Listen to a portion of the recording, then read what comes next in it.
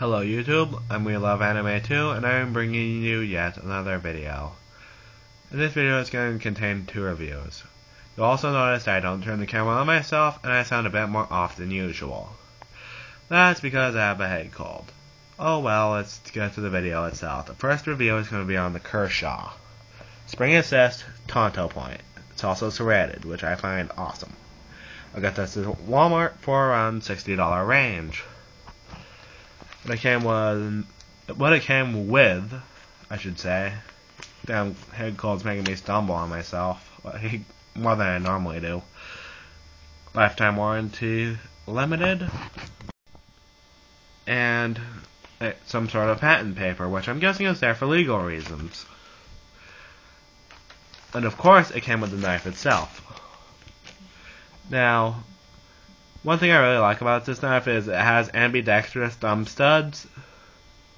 It's kind of hard to get you to see from black on black, but they're basically carved for the human finger, and they're on both sides. So the knife flicks open fairly easy. One thing I do want to mention about this knife is, along with all other knives of its kind, that the higher quality the steel gets, the thinner it gets. I mean, compare this to my XM1.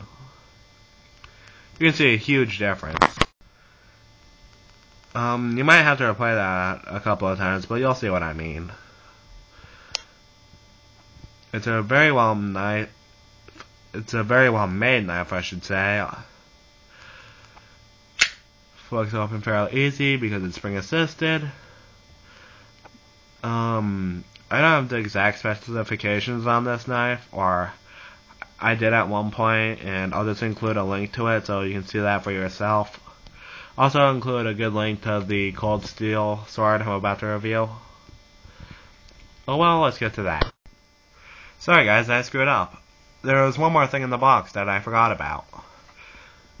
This little ticket here. Well, it's not really a ticket. It's talking about the coating on the knife itself.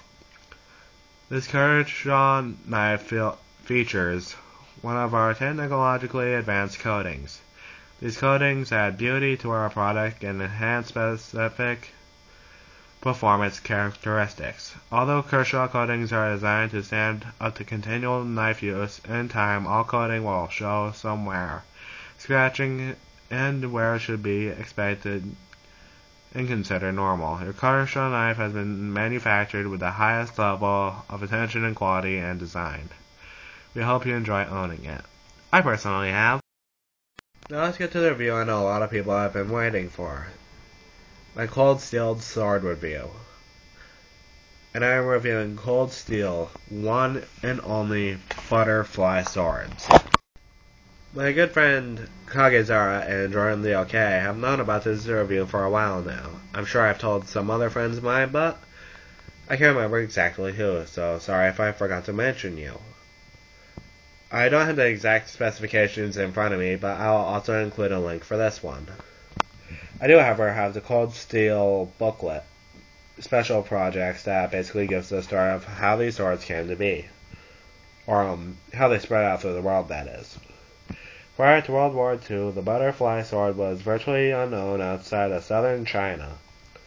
This changed at the close of the 1940s when the communists took over control of mainland China, forcing many kung fu masters to flee the oppressive regime and establish new schools elsewhere.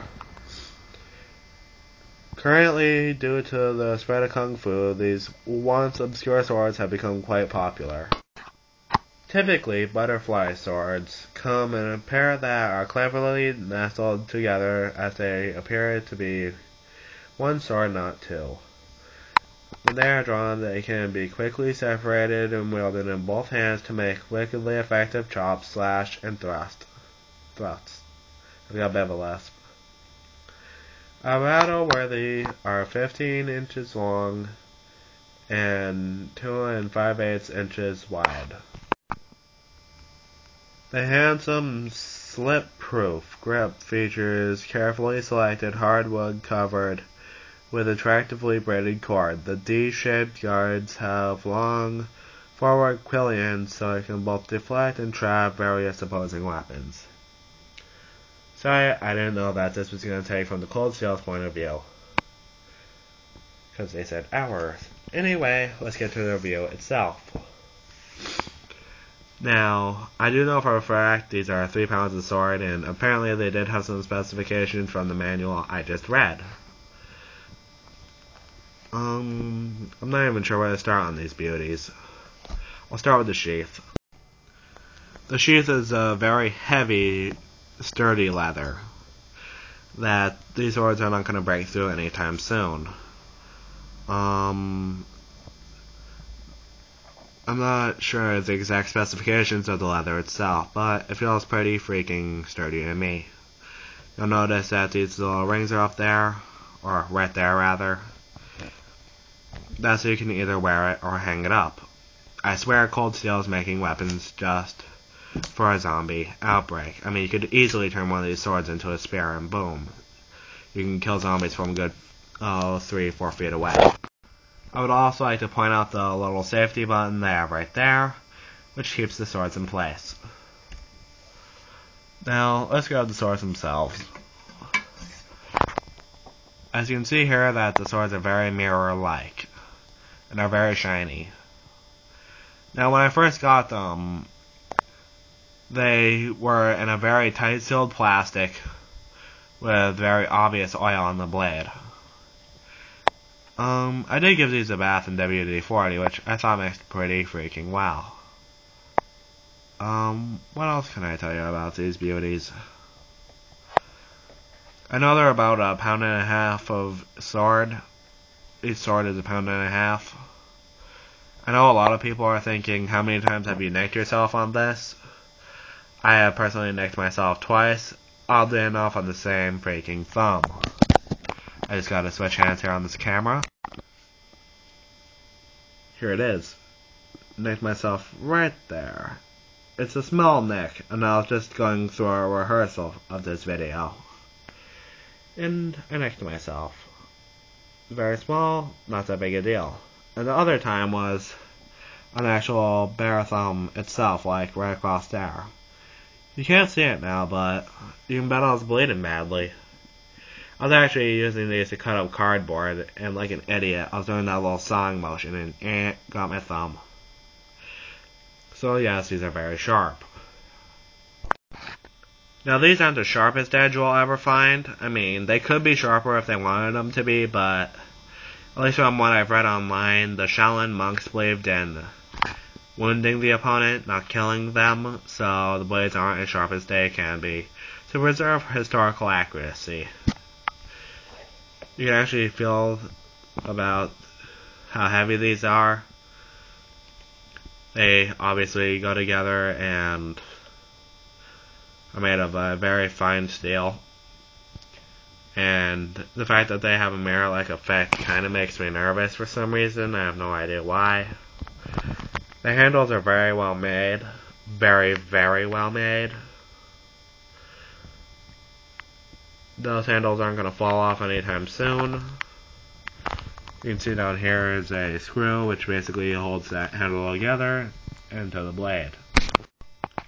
Sorry about the video jumping around a lot. It's basically me pausing the video every few minutes to go blow my nose or go do something.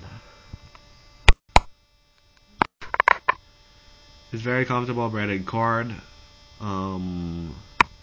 Of course, that one's the same as this one, except for it goes on the other side.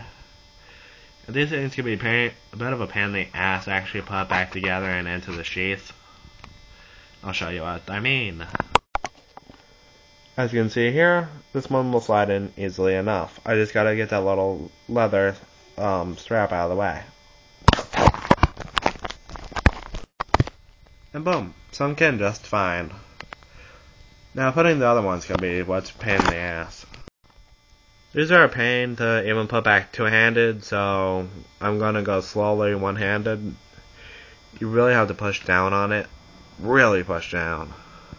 Make sure they're lined up evenly, because that can basically stop that little leather strap from going in its place and keeping the sword secure. Not sure what else to say about these. I mean, these things are very dangerous and very, very sharp. Like, holy shit, sharp. The handles and quillions are shiny as well, which I thought was cool. And that buttons up just like so. And I'm going a lot. Because I'm not really sure what to say about these. I mean, there's not much to say. These things just friggin' rock. Hell. I guess that's the rest of this video. Revolution.